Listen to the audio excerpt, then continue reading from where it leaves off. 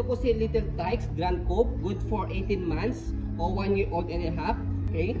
So, pataas kasi ang size po nito is big size po siya.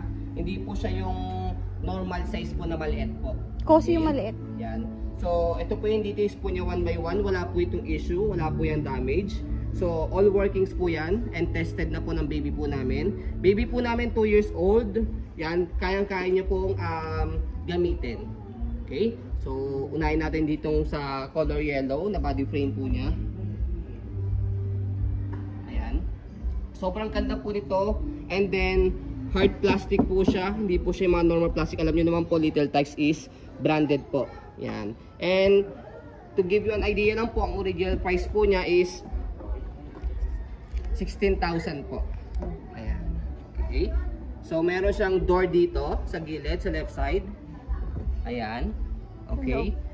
So, ito po yung pinaka, ano niya, manubela. And then, meron siyang ditong beep-beep.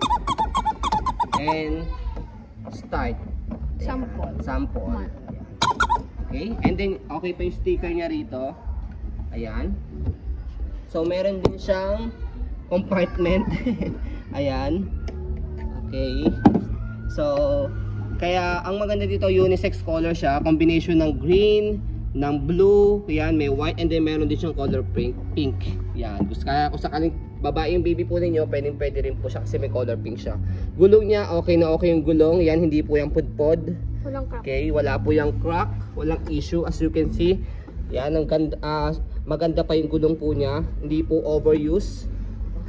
Yan. Okay, original Little Tikes po yan. Yan. So, okay din po yung mga, yan, sticker niya. Okay, so try natin. Hindi ko dyan kaya. Hindi pala ako dito. Yan, for sample, tutula ko lang. Si Anaya. Anaya, come. Come here? No. Wow daw, paano mo siya? Like, come here. Alam siya na ito. So, sample lang namin saglit sa baby po namin 2 years old, 11 kilo. Para ma-check nyo po na okay po siya at pwede gamitin po. Go. Let's go. Go inside. Tagal mo yung pagkain. Yeah. Ayan. Oh, under na. Brum brum. Oh. Okay? So, kung sakaling hindi po marunong yung baby po ninyo, ayan, pwede siyang itulak.